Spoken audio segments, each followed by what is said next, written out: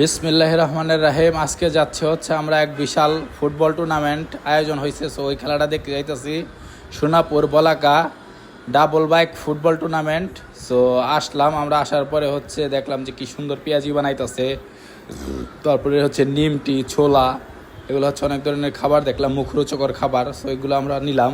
নেওয়ার পর মাঠের এক সাইডে আমরা দাঁড়ায় দাঁড়ায় খেলা দেখতেছিলাম। সো এই খেলায় দুইটা দল, এইটা বাঘে আর বিলের লড়াই হইতেছে। সো জয়মন্টপ হাফ টাইমে 2 গোল দিয়ে দিছে।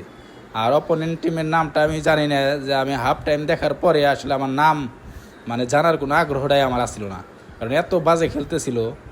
আসলে এক টিম বাঘ আর এক টিম বিলাই। এই খেলা, এইরকম ফুটবল খেলা দেখে কোনো মজাই নাই। তারপরে আমি থাকতে থাকতে সেকেন্ড হাফে আর একটা গোল দিল, 3টা গোল খায় পিছিয়ে পড়ছে। সো মনে হইতেছে যে আর্জেন্টিনার সাথে আপনার উকান্ডার খেলা হইতেছে, এরকম লাগতেছিল। যাই হোক, খেলা একটু উপভোগ করলাম, দেখলাম। সো মোটামুটি আয়োজনটা অনেক ভালোই হয়েছে, ডাবল বাইকের একটা আয়োজন। মোটামুটি আশা করা যাইতেছে নেক্সট ম্যাচগুলো খুবই ভালো হইব, আকর্ষণীয় হইব। কিন্তু এই ম্যাচটা এত দূর থেকে যায় দেখলাম, ভালো লাগলো না, অতটা ভালো লাগে নাই আসলে। ওনাদের Sonapur Balaka double bike football tournament 2025, হ্যাঁ।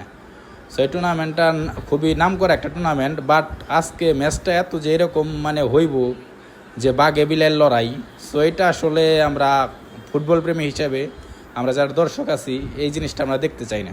আমরা দেখতে চাই সবসময় হাড্ডাহাড্ডি লড়াই, চোখে চোখ লেখার লড়াই, হ্যাঁ, যেমন ব্রাজিল আর্জেন্টিনার যে লড়াইটা, ওই লড়াইটা। সো আমরা দেখলে অনেক খুশি হই। ভালো থাকবেন, আসসালামু আলাইকুম।